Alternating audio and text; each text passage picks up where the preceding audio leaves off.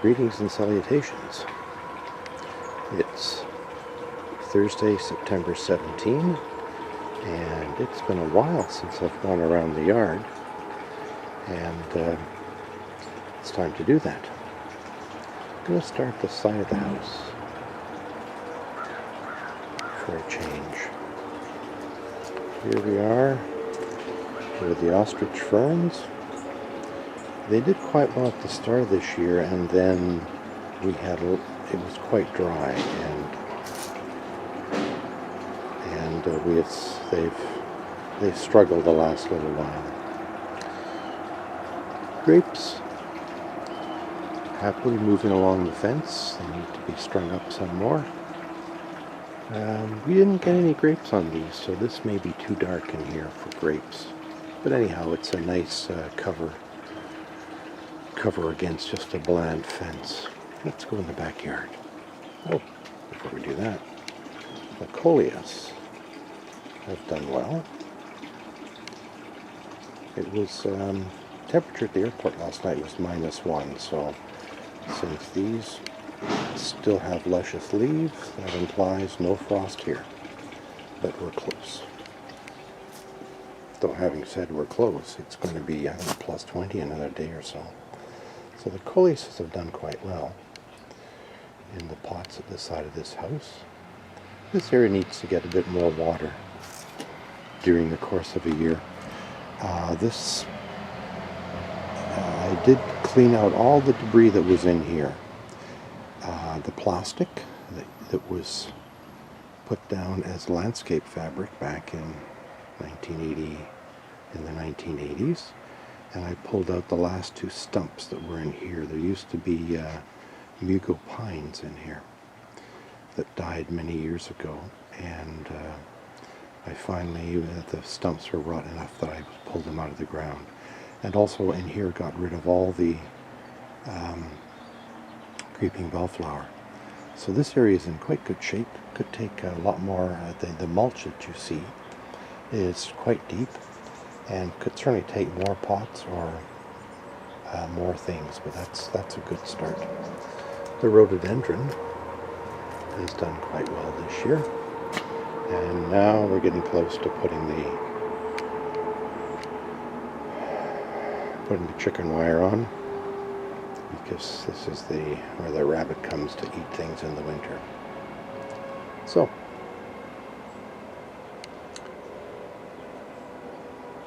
greetings and salutations. Let's go in the backyard.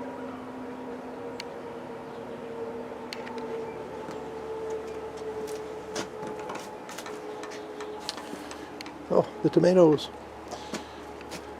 It was potential frost last night, so we covered up the tomatoes. So let's just take this off. It's going to be a little bit awkward with one hand here, but we'll get it off.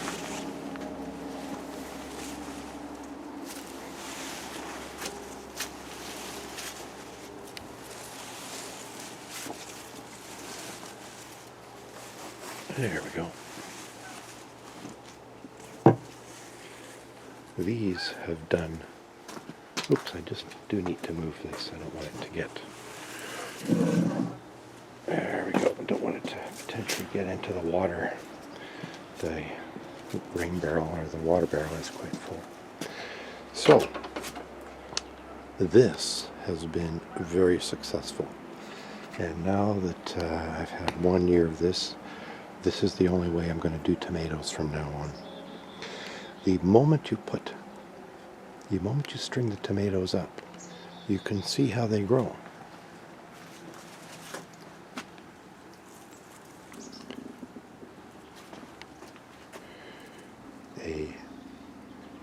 The tomatoes coming out from a shoot, a leaf, let's cut this apart. Let's take this apart here. Another leaf, and then eventually another set of tomatoes. Look how many we've got on here. Oops, that just fell off, broke off. Well, maybe not. I heard it snap there, but it's still there. There's at least 8. It's probably a dozen, probably 16. But if you count that clump and that clump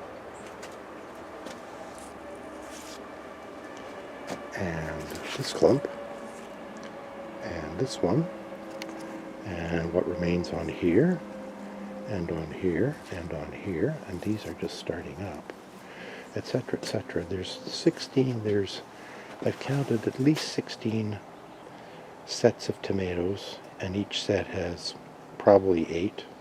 So there's still another 150 tomatoes on here, given that they will ripen. We have another probably 2 weeks before things start to cool off, despite the witnessing of the frost last night. And it's going to be quite warm, so I anticipate these will ripen, and we're in good shape. These are very, very nice, and this method of stringing things up really works, as you'll see when we get to the other tomatoes that I haven't strung up.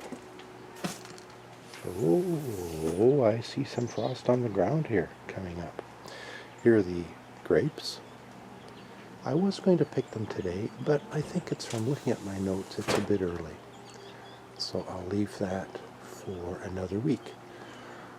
From reading about when is the time to harvest grapes, is you harvest them when the birds start to eat them, and we're not quite there yet. Now, looking here, this got hit by frost. Yes, oh yes. These are tomatoes on the ground, so that's the end of those. There's also carrots in here. And what I learned is you need to thin carrots. You just can't throw the seeds on the ground. And so we'll do that for next year. In gardening, there's always next year. These are grapevines, and that are overgrown. And none of them produce, I don't believe there are any grapes in here. So this could be, I'm not quite sure why that is. But next spring I will trim this back to the appropriate grape production vines, and we'll see how we do. By the way, here are all my native plant trays. And I need to, I took them to the lake, I took the native plants I had to the lake and planted them out there. So these are the trays that need to be filled up with soil and seeded with the native plant seeds that I need to collect from our front and backyards. I have one set of grasses. Here, let's see what type of grass this is. I'm not sure what to do with this. I was so enamored to plant them. Little blue stem. Oh no, that's good. These are all little blue stems. And now that I've got them, I'm really not sure where to plant them. I'm not a great fan of grass in a native plant area because I can't distinguish for most of the time between native plant grasses and then the standard Kentucky blue. We had one cucumber this year, and what I've learned from that is don't bother growing cucumbers under this thing. It's too hard to water, you can't weed, it's just not working. So this area next year, I'm going to plant a clematis, Jackmani clematis, and we'll get some color in this part of the garden.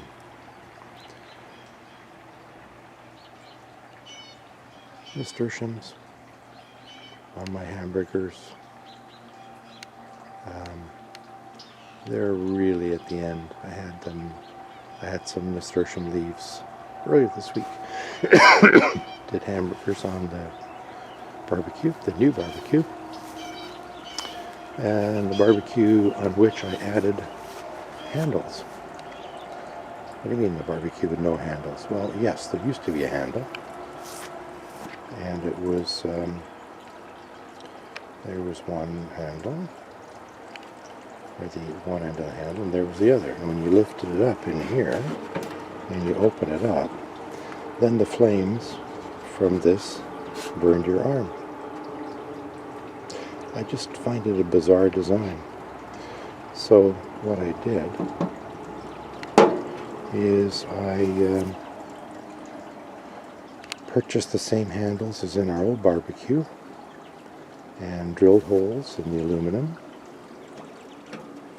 Added in a silicone, I'll call it a washer, to protect the heat of the barbecue from the handle. These washers were like this, or similar washers were like this on our old barbecue, and I've done this.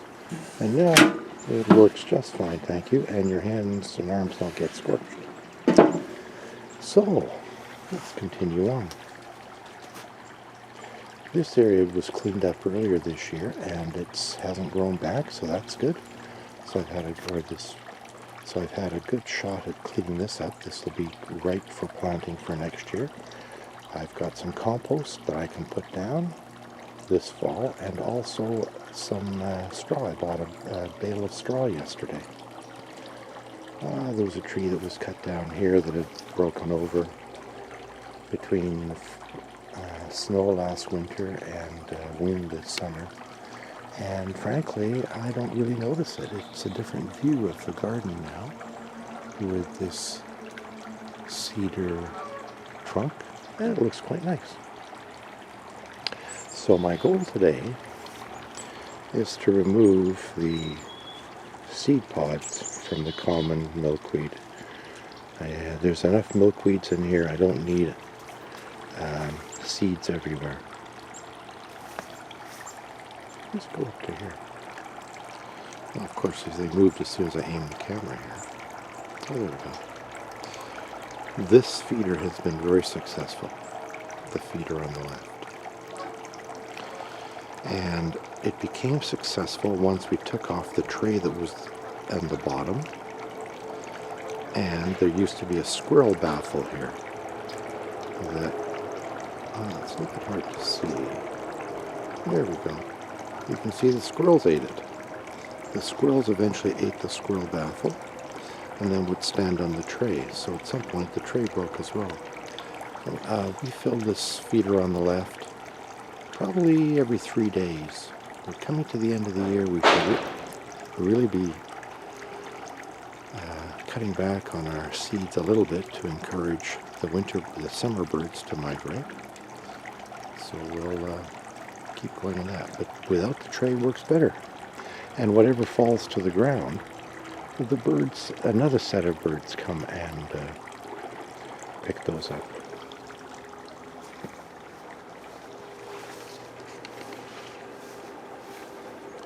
Here's all my pails, and my plan had been to do grapes today, but in looking at my schedule, I can wait another week or so.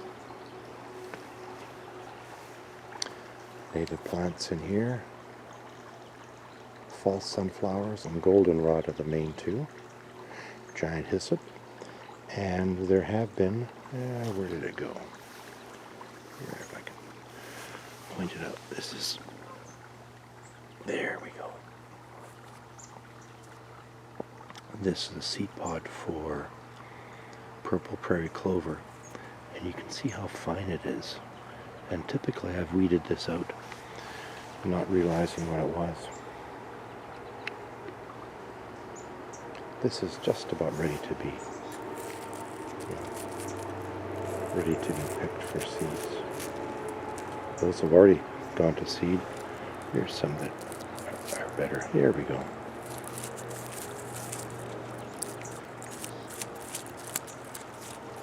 There we go.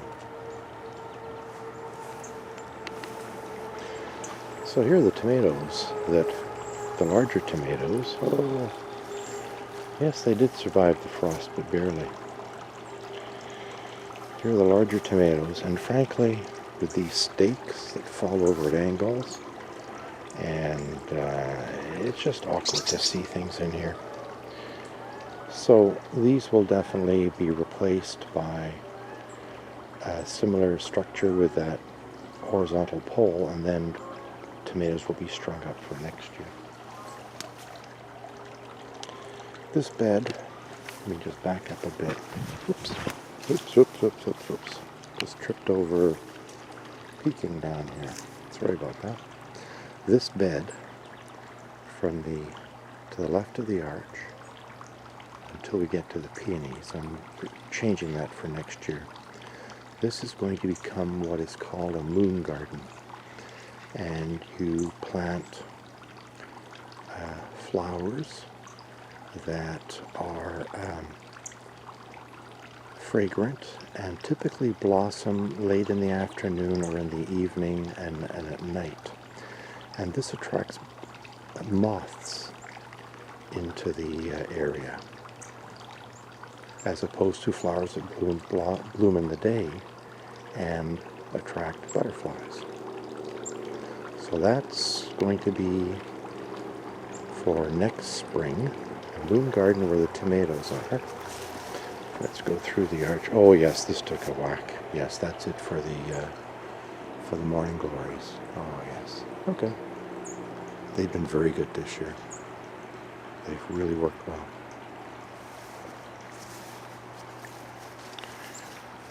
And the tomatoes, that tomato structure is going to go where these potatoes are, which will be my second task of the day once I've removed the seed pods for the common milkweed. So the tomato structure will go here against the fence behind the tree.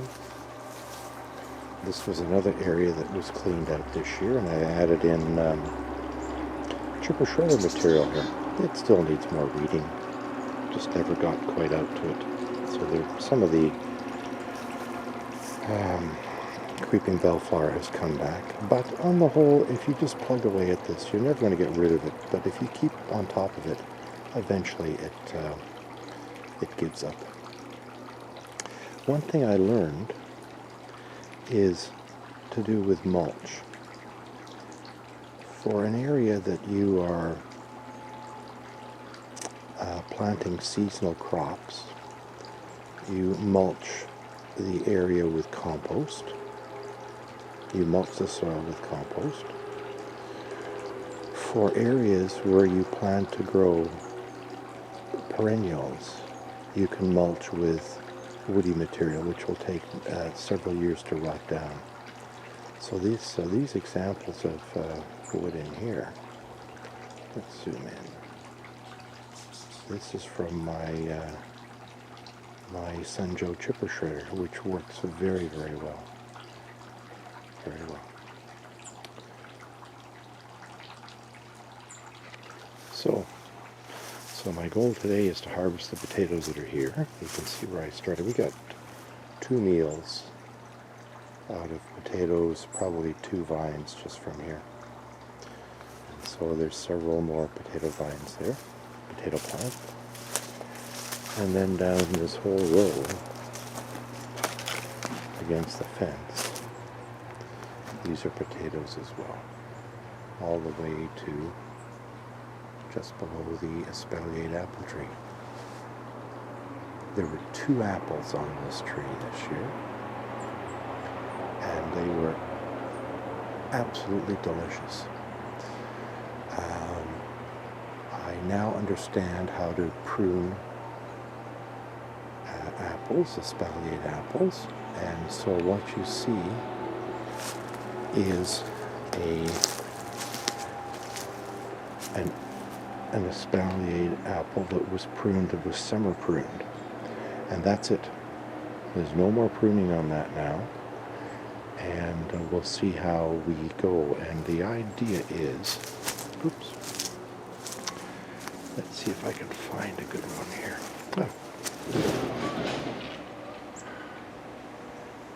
These points where you see this several leaves come out of a single point, that's going to be a fruiting spur right there.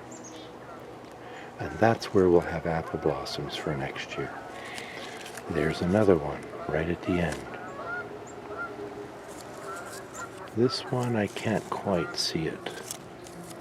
This one has one. This one definitely has one. It's a little bit further back. It's there. So it's these fruiting spurs that in prior years, when I didn't, in prior years, that I just cut off, thinking that, oh no, the side branches should not be as long. And every year, that's the wonderful thing about gardening. Every year you learn something new. So, yeah, espalier is done for the year. These are the potatoes that will be dug out very, very shortly. Hostas are doing well. I was thinking about the canna lilies today, and some of these have just not produced flowers. This is a good example. The leaves are nice, but there was never any flowers. As you can see, there's two types in here, and I don't know what they're called. This bronzy one and then the bright green one. The bright green ones had flowers and did quite well. There we go.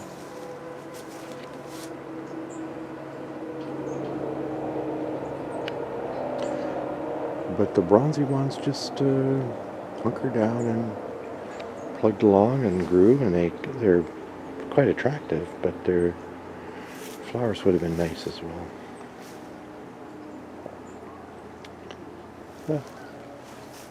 Dahlia. It was very dry this year. And once again, the dahlias, perhaps these dahlias really have lost their energy. There have been dahlias, but they were very small. And as you can see, I didn't deadhead.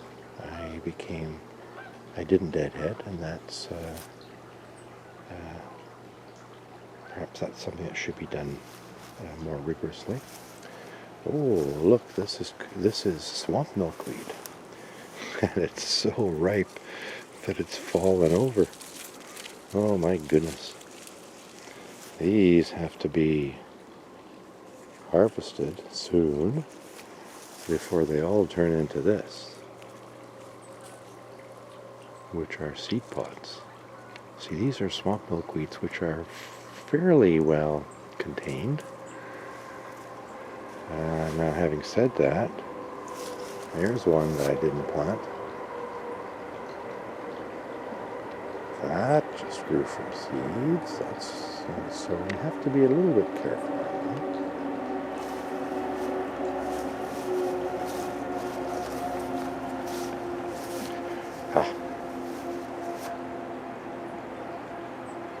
The zucchinis. What an interesting plant. And there's two benefits to the zucchinis. One, here, we'll go to this one to start with. One is you get the actual zucchini squash. And the trick is to try and get them before they turn into 10-pound monsters. And it's quite hard to do because they hide underneath the leaves. And for example, let's just look back here. So we got 2 or 3. There's a monster. My goodness, there he is. There he is, right there. And so there's one that's lurking. It's too big now to eat. And there's another one. Yes, there we are. Let's go in there. It's lurking in there. Ready to snap off your ankle. So those are too big to eat now. But the smaller ones were good. We had 2 or 3. That's all we were able to harvest before they got to be too big. But the other interesting thing with zucchinis are these blossoms.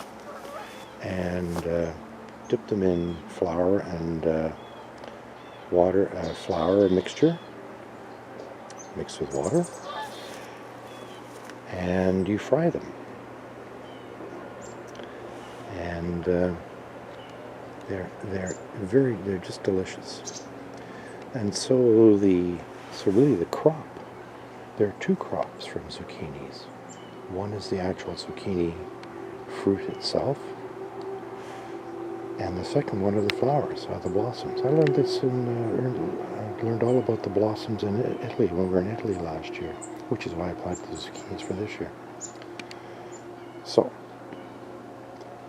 I'm thinking that, now that is a, let me see here, oh, this is a male.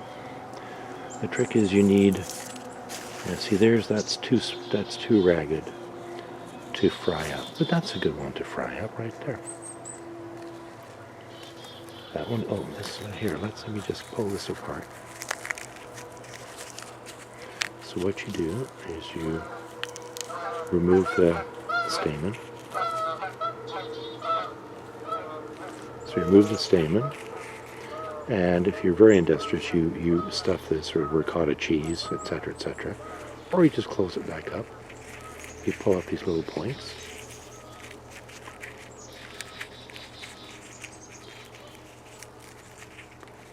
And let's just pull off that last one. And you fry those. And frankly, the stem, you fried them with the stem up to about here, and those stems were good too.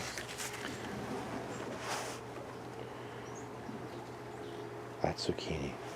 And I've planted table grapes. Up the stakes. Stakes were easy to pound into the ground. This is probably the most vigorous of the 4 vines. This is a red variety, table grape. Strung 2 sets of wire across. They're 7 feet, I believe, between stakes, 7, 8 feet. Yes, to 8 feet. And what I had attempted to do, you see these cardboard tubes. Right after I planted them, or staked them, and set this up, it was very, very hot, and these stakes were hot to the touch. So I thought, well, I had to, a grape is not going to want to grow against them. So I decided to find something to ameliorate the heat. And what I came up with was these copper shipping tubes, but they're not as strong as what I had expected. So I'm going to remove these in the next day or so and replace them with just pieces of wood, strips of wood, that I will just tie with cable ties to the stakes, and that should be enough to give the grapevine a surface that is not the surface of as hot as the surface of Vulcan. So there's 4 grapes, 2 red table grapes down here, 1 down in here that you can't see because we're hidden in the Joe Pine weed. And then we have, oops, 2 white table grapes, a white table grape down that stake, and at the bottom of the far stake. And we'll train them up on these wires. I don't know why that wire is, you can see that.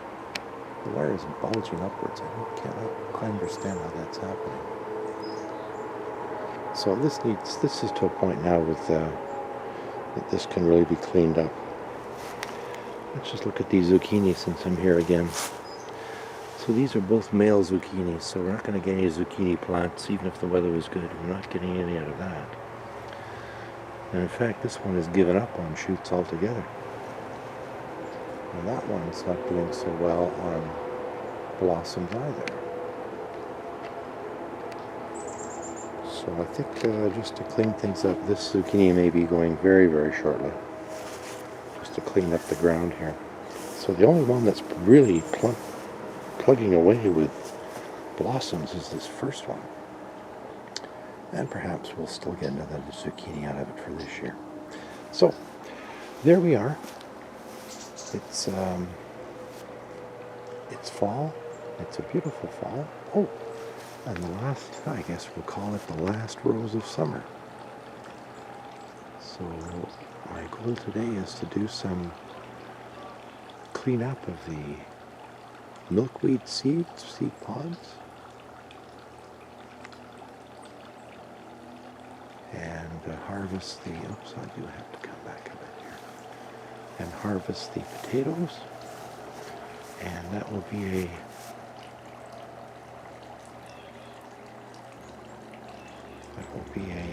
task for today. And here we have the last the last blurry rose of summer. I have to go out a little bit.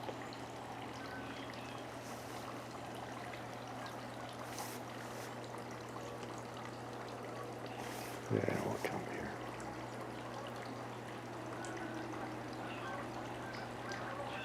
There we go.